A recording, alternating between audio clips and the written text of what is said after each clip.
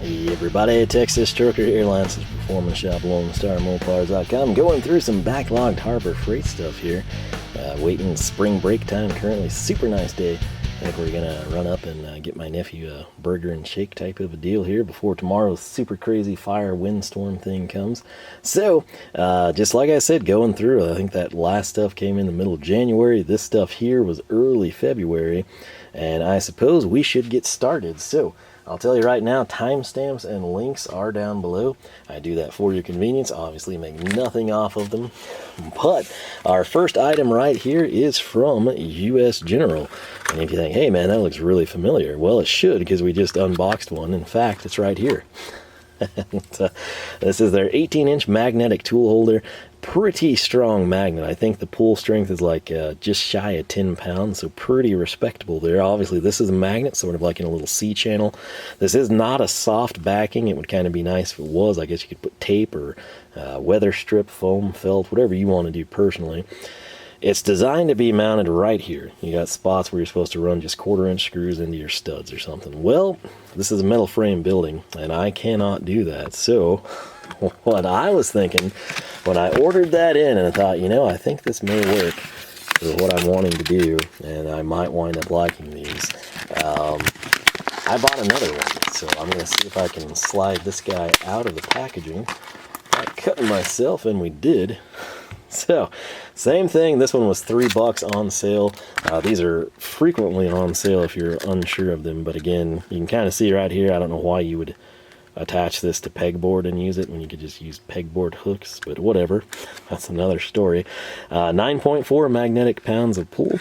Organized tools, keep them visible and handy while safely out of the way while you work. Easily mounts to wall, workbench, or other flat surfaces. Rugged enough for shop use, and the magnet strip sits inside a steel formed U-channel bracket. So what I was thinking, since I don't have wood studs in here and I don't plan to put any, might at some point, but truth be told, I'm probably going to do like a channel iron wall or something like that. I'm left with a dilemma, right? Like, I want to run that, but I don't have studs spaced out. I mean, I'm 13 feet 3 inches apart, so I don't know if this is going to work or not. It may not. It depends on, I guess, the polarity of the magnets. I also don't want to crush myself. But what I have in mind, this is not attracting, which is fine. So I've got them back to back. Like, this one's like this is a flat black and that's a gloss black. I don't know what's going on there. I've got some impact sockets from them that have that same problem. You'll see those in the next video. I'll try to remember to showcase these. But here's what I'm thinking. So this is a square tube framed building, right? 3x3 square tube. And I've got a lot of that, right? And I run 13 feet 3 inches between uprights. So I've got some real estate there that's unutilized. Although there's conduit, and then I ran my airlines, but there's places in the shop I could do something. So what I'm thinking is I get like a tiny, maybe like a, 1/4 by 1/2 inch bolt, and I run it through here with a nylock. We mate these together, right? And then what do? You're thinking like, what's the point? You've got magnets on both sides, but why? You just carry the tools easier than walking around like an idiot with handlebars. Well, this side of the magnet strip goes to the wall, and this side holds the tools. So, do you have to buy another strip to make it function like it should? Yes, but this one was $3. Like, item price on their little packing ticket thing was $3. I think it's worth a shot.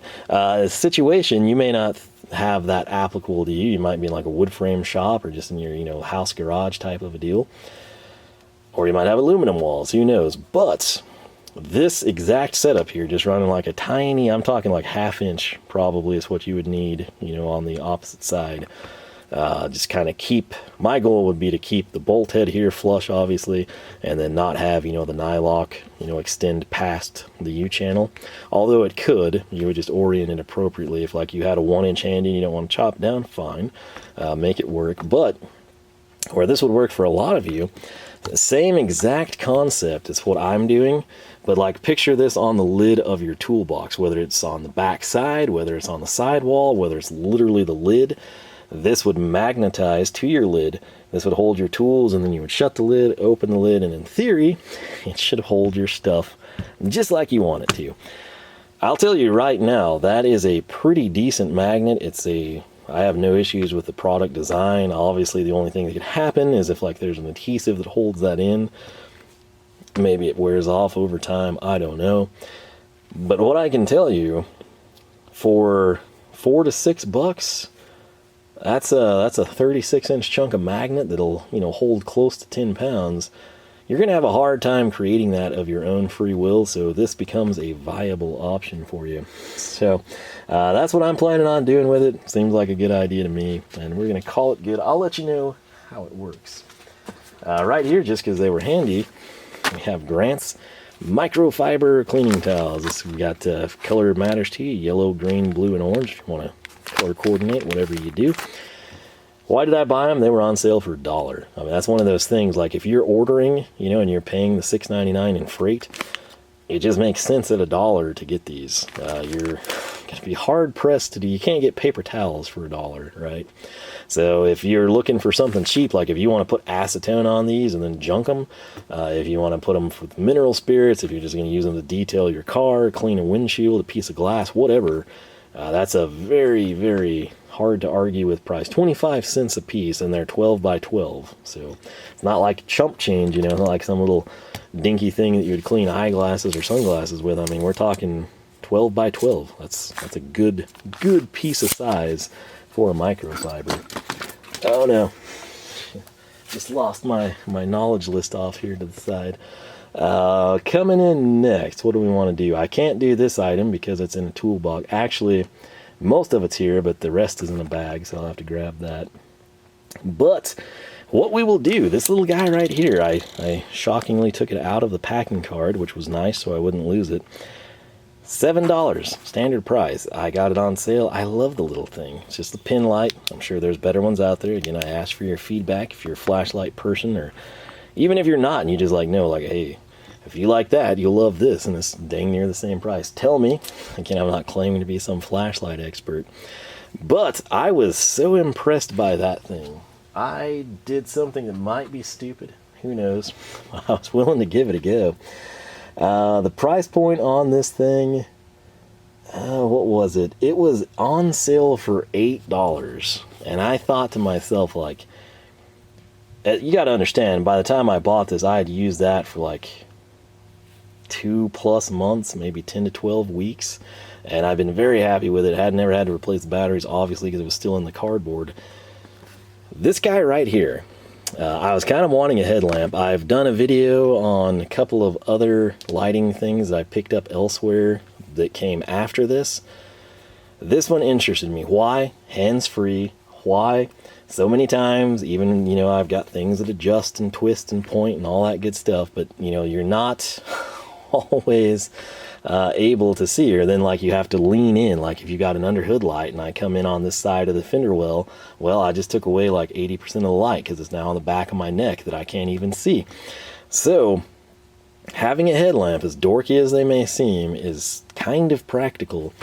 And it's just a situation where, imagine like you've got an exhaust leak and you're having to go down, or you've got like EGT, you're at the track, right? And you're helping a buddy out and he's got fancy stuff, race car crud, high budget, and he's got 8 EGT sensors, and you're over there and you got like a dead cylinder and you're trying to figure it out. This would be the ticket. And you don't really care how stupid something looks if it's functional. And for $8, based largely on how well I liked that little guy, I said, you know what, I'm doing it. Now, again, I'll stop you right here and say, there may very well be fantastic headlamps out there that cost like $15. I don't know about them. I have access to Harbor Freight. This is something I wanted to buy, and since I was having to order online because I couldn't get there before they close, I took advantage of the sale and cashed in for $8. If there's something, again, I'm not going to spend like $250 for a headlamp. It's not going to be used that frequently or vital to what I do in life, but I do like decent stuff. I understand, you know, maybe this was on sale for $8 and the other one's on sale for $19. I just don't know. This is not something I frequently research or study. So if you know of anything that's reasonably priced, that's significantly better, feel free to tell me. But for $8, I'm golden. I think I had also played with this in store. It was not on sale and I shied away from it. For the $8 and having that as experience, we went for it. So this is a deal. When I mess around on the cars, I think it'll be in handy. But sorry, there's a whole freak show going on outside. Trying to take that in and multitask, not working well. Back to this though. One of the shows that sometimes comes on, like when I eat supper late, it's like Fastest Cars in the Dirty South. There's like two of those dudes that always have headlamps on. And I assume they're not doing that because it looks cool on TV, right? It's probably like, well, they must actually like them. And so that did sway me a little bit. But looking at the specs here, they say there's 3-in-1, high, low, and strobe. So where would you use strobe? Let's say that you and your wife go jogging at night, and there's been like an uptick in, I don't know, thefts or kidnappings, something weird, and you don't have a gun or a knife on you. Well, this might help you. Blind someone before you attack them. I don't know. But otherwise, I guess strobe is kind of like safety. Like maybe you fall, maybe you're using this when you're hunting or fishing, and you like break your leg. This could be a great way for someone to find you instead of you like saying, ow, help. If you've got this pulsating from the ground or the hole that you're in, hey, could save you. For all intents and purposes, though, we're going to use high and low. That's just me trying to think why you would want strobe on this. So they claim that it's adjustable angle, which is cool. It will work with a helmet or a hard hat. I'm probably just going to put it on a hat, being totally honest with you. They say that it is very bright. It's probably about that time that I should say we're going to press it and just send it. Okay, yeah. I'm smart and looked through the camera, and there would be low. Okay, seizure time. And I'm glad I did look through the camera, because otherwise that would have been bright. So it's rated at 310 lumens. You may disagree after seeing that. 580 foot range, which is kind of nuts. And they also claim 4.5 hour runtime. So I'm not sure what's powering this. We'll spin it around and find out. Let's see here. Ultra high efficiency SMD LED is brighter than standard flashlights. Somehow I can read that, although my eyes are watering. 2-point head strap. It does say 2-point head strap. Stays secure during high activity. Again, think of yourself like running or rigorously, like shoveling something, who knows. Wide area beam illuminates a large area for work, running, cycling. Easily, I know a lot of you actually do cycles, so I guess you could apply that there. Easily switch to spotlight focus for long range viewing. And then they claim it's adjustable 0 to 90 degrees for distance or close work, and it uses 3 AAA batteries, which jackpot. We have these that work in our little quantum flashlight and our little Quinn digital torque adapter from the previous video, and those were like $3, and I just knocked that off again. Kid grief. So we'll cut this thing open here in just a second, I guess, and get a better look at it, but that's about all we need to know. Battery replacement, they say remove the soft cover from the battery holder. Remove the old, insert 3 AAA. Negatives, face the spring, close soft cover. Operation, fit on top of head, adjust straps for secure, comfortable fit. Press button to turn on. Press again to use economy. Press again to use strobe. We can verify all that is correct. Press button again to turn off, also correct. And slide end to adjust beam focus. Cool. So again, you got to realize, I'm not like flashlight man, but for $8, this impresses me. So, let's see. I don't know that I'll be able to slide it out through here. Look at me doubting ourselves here. Alright, so if you have these, if you use a headlight, again, if you have like great experience with these things and you think, oh, this guy's going to hate that wearing it on a hat, that's a terrible one. Let me know, but this is sort of like GoPro-esque. I guess this is your back of the head, kind of think of this as a hat.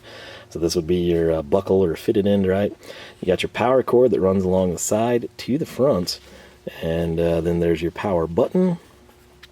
This would just be your head strap to adjust it. I'm not going to put it on, but I will do you a favor and point her down. So there's high, there's low.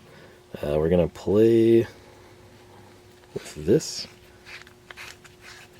Not sure that's really doing too much. But we'll go strobe, good grief, and off. So I'm going to stop playing with it there for the sake of this video and your sanity. But for $8, I just couldn't really pass up on it, and we didn't. So I'm kind of excited to use it. Again, just think of all those times like you're under a vehicle or you're in the engine bay and you just don't have light. This positions the light good. I also did buy a neck light. I went ahead and went with the easy red route. We'll see. That was in part, I wasn't sure if I'd like this or that better. I'm kind of worried the neck light may come off, but I was also afraid I would hate this thing on my head. So we're ultimately going to have to use it, but I do have a couple of options, so we can test them out, see what I like better. And as you might expect, we will report back and let you know what we preferred. Coming in now, since we're missing that one item, we're going to do this. I think we got this for $19.99. I think standard price is like around 25, maybe 29. And I have plans for this stuff. You'll just have to have faith that I know what I'm doing and stay tuned for an unknown amount of time. But I went ahead and did this, and the main reason, again, it was on sale. But when you look at what you get, it's actually not a bad price. I know I've got good sockets. I probably have some that are slightly worse than this. But what I'm trying to do is kind of like build up a mobile setup, you know, a couple of them for different tasks. That's sort of where this will pan out and make sense at a later date and time. But again, for around $20, I thought, you know what? The Ratchet itself is basically 20. Again, this is apparently a lot like the Tecton ones. I've had pretty good luck with those. Granted, I don't have one just like this. I have the, can't think of the handle now. Jeez. It's like the fiberglass one, you know, it's beat up really bad, but it's still functional, so that's what matters the most. But it also had a decent built-in selection of sockets. So coming in, it's a 72-tooth ratchet with the comfort grip. They've got high visibility socket markings. This is chrome vanadium, that's fine for chrome. SAE sizes, we got 3/8 to 15/16. I do like that. So 3/8, 7/16, half, 9/16, 5/8, 11/16, 3/64. I'm sorry, 3/4. I don't know what I was thinking there. That would be a tiny, tiny socket for half-inch drive. 13/16, 7/8, and 15/16. Coming over to metric, you've got 10 through 24 with skips, obviously 10, 11, 12, 13, 14, 15 in place. They're skipping 16. You can probably use 5/8. 17 is present, skipping 18, you can probably use 3/4. 19, then you jump 20 and 21, you've got 22, skip 23, and you've got 24. So once again on metric, 10 through 15 with no skips, 17, 19, 22, 24. And then SAE is your most common sizes, 3/8 through 15/16, which is a nice selection. The Ratchet itself, it is the black and green. A lot of people dig that color scheme. I think it looks pretty good. I mean, especially, again, considering this whole setup was $20, I'm not going to make too many complaints. The sockets themselves, this would be the Pittsburgh Pro line, I believe. And it's got really nice, pretty large size markings on them. Again, I'm not expecting much out of these. This is going to be like mobile, worst case scenario type of stuff. But you can see the 7/8 there. If we slide her around, you can kind of see a couple of the others like 7/16. So it is pretty good on the visibility for as is. Maybe we can paint them, do something like that. The 22 right there, pretty easy to see. The chrome looks decent on them. Again, I'm not a huge fan of chrome stuff, but for roadside repair, do I mind chrome? No. Why? Because it's shiny. And like I say, it's rare. Like, it's rare on a day like this. Full sun, light wind, 70 degrees that you break down. But if we add rain or hail or nighttime, well, guess what? Things don't go as well, do they? So having chrome in those cases, yeah, you know, it's fine. It's easier to see, especially if you've got a flashlight or a headlamp, right? So I guess what I will do, I'm smart enough to know we will cut all of this free. I'm not sure what holds the Ratchet in all honesty. Well, not much apparently. I thought there might have been a plate back there, but I am a little worried. I have messed with the selector switch. It's not terrible. It's very, very smooth, which, you know, is what I'm saying there. While that's not bad, and it doesn't just slop side to side, it could be an issue in tight spaces. It's not the thinnest head either, but again, 72 tooth. Not the most confidence-inspiring thing we've ever spun around here, but again, the whole shebang was 20 bucks, so you can, I think, lock this one. No, you can't. So it's just free spin there. Never mind. But yeah, I think, you know, for the money, it's decent. You got the Pittsburgh branding there. Looks good with the Alpha gloves, which using discount code Lone Star, you can save 20%. Looks like you can break her down if you want to. I'm not sure that there's repair kits, or if you'd go that route or just buy a new one or upgrade, something along those lines. But what we will do, I don't have my usual needle nose here. Trying to investigate this. Let's see if we can get the little NWSs. If you're curious, that's what these are. I do want to also point out these are all 12 points. I know some people prefer 6. I like 6 for impact. I'm not going to lie. I kind of like 12 for general purpose stuff. Why, you ask? Well, quite simply, it's a situation where I can get better access on items. So, oh man, this is what I was afraid of. This thing just does not want to come off at all, even though we cut that first little tab. So what I'll do, I was just going to get one socket, is why I even tried this. Man, cutting myself here on their plastic. We're going to have to kill the camera, and I'll try to get like 1 or 2 sockets off so you can take a look at them. Alright, so that text, it looks like it's hamburger and shake time. Sister's headed this way. So, first thing first, I want to say these things are awesome. I use them all the time, like for the finite cuts. They work really well for stuff like this. But they're kind of an unsung hero. They're little NWSs. The part number, if I can read one on there, man, that thing's tiny. I think it's a 126F. So if you ever wonder what I use for like that tiny crud, these work really well. And then they stick to magnets too. But once I got a better look at this thing, I'm kind of in a rush to get it the shop locked up. But there's a little, it's almost like a thick cable tie, right? And you need to cut that, and then I assume you could wiggle them out. I was trying to use a little combination needle nose. Got tired with that because I'm sort of in a time crunch. And, let me show you. Let's see, do I have another one? These two here. Let me just kind of walk you through this method. So you would come in with your good cutter, and you would get right here, snip that, snip this.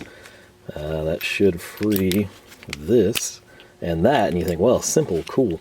Well, check it out. They've still got those stupid little plugs, which like I said, I had considered reusing this thing. I don't think that's going to happen. But what works really well is plug in another tool here, and these are also dirt cheap, folks.